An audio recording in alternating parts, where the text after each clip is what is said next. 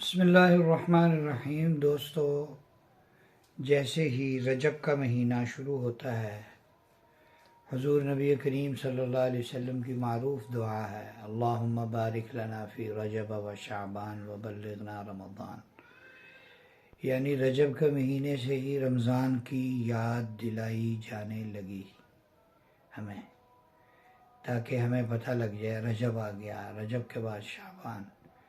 شعبان کے مہینے میں صحابہ فرماتے ہیں کہ رمضان تو روزے فرض ہیں، رمضان میں تو روزے فرض ہیں، چھوڑنے کی کوئی گنجائش نہیں ہے۔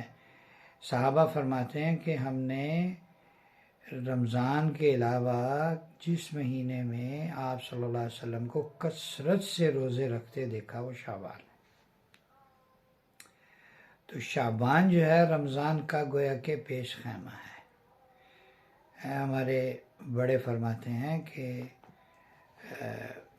رجب جو ہے وہ ٹھنڈی ہوا ہے اور شعبان جو ہے وہ بادل ہے، جو برسات برسانے والے بادل ہوتے ہیں، شعبان کا مہینہ وہ ہے، اور رمضان جو ہے وہ بارش کا مہینہ ہے، رمضان بارش ہے۔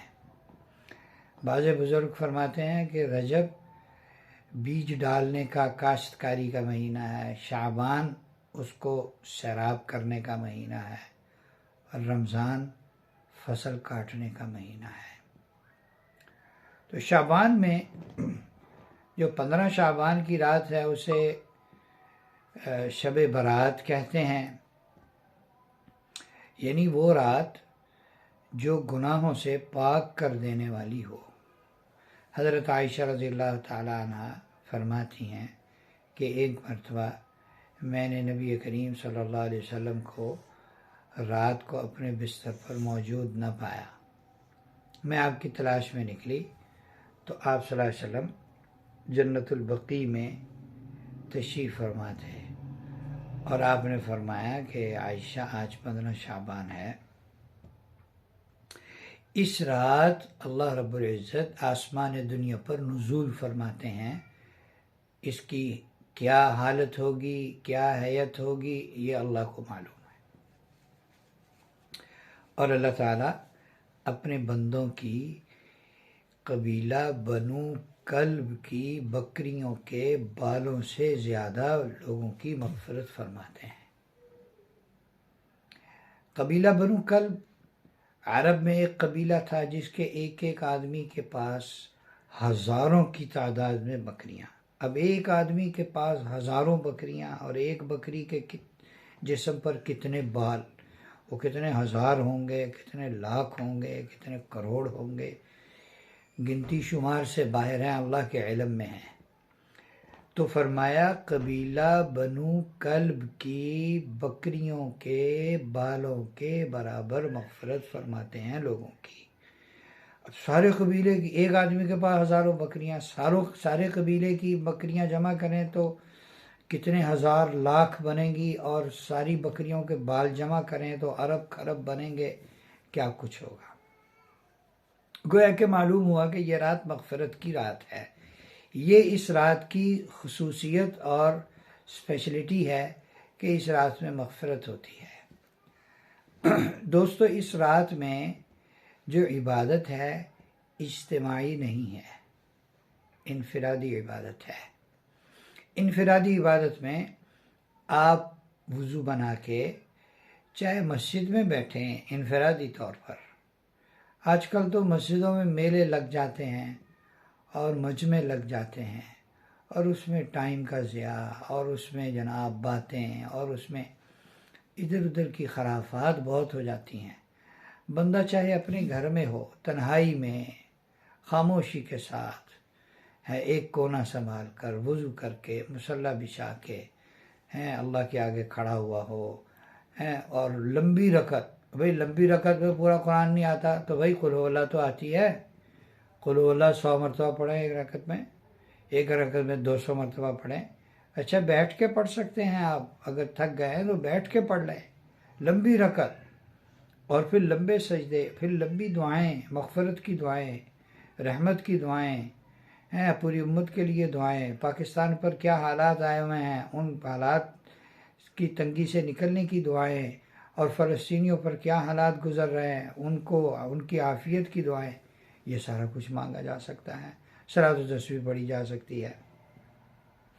دوستو، ایک عجیب بات ہے کہ اتنی مغفرت کی رات میں کچھ لوگ ایسے ہیں ان کی مغفرت نہیں ہوتی، وہ جو مرضی کر لیں، جب تک اس گناہ سے توبہ نہیں کریں گے تب تک مغفرت نہیں ہوگی۔ ایک تو مشرک کی بخشش نہیں ہوگی، مشرک کی جو اللہ کے ساتھ کسی کو شریک بناتا ہے اس کی مغفرت نہیں ہوگی۔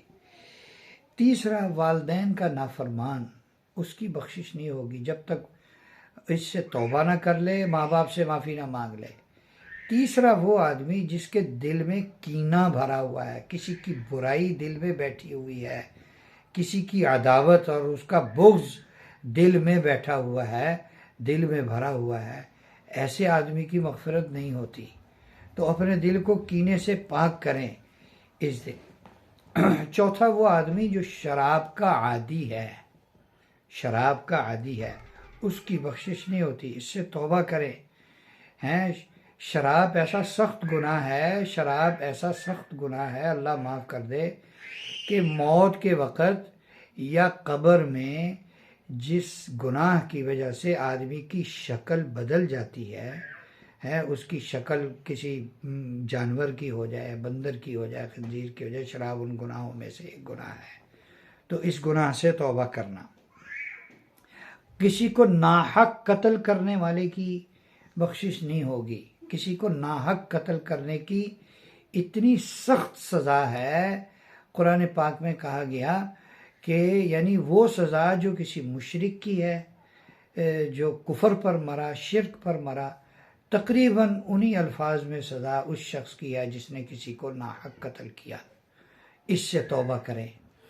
اور اسی طرح شلوار کو ٹخنوں سے نیچے لٹکانے والا، جو تکبر کی وجہ سے عادتاً اپنی شلوار ٹخنوں سے نیچے رکھتا ہے، اس کے ٹخنے ڈھکے ہوئے رہتے ہیں، ننگے نہیں ہوتے ہیں، یہ مردوں کے لیے حکم۔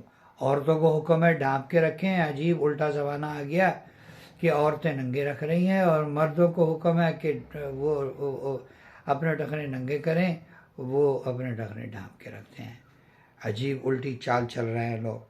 چغل خور، ساتواں آدمی ہے چغل خور۔ چغل خور، ادھر کی بات ادھر، ادھر کی بات ادھر، اور دو آدمیوں میں، دو خاندانوں میں، میاں بیوی میں، بھائی میں، بہن میں، بھائی بہن میں، دو رشتہ داروں میں، دو دوستوں میں، دو اچھا تعلق رکھنے والوں میں لڑائی کروانے والا چغل خور، ان کی مغفرت اس رات میں بھی نہیں ہوتی۔ تو جس کے اندر یہ گناہ ہے وہ ان سے توبہ کرے، اللہ سے معافی مانگے۔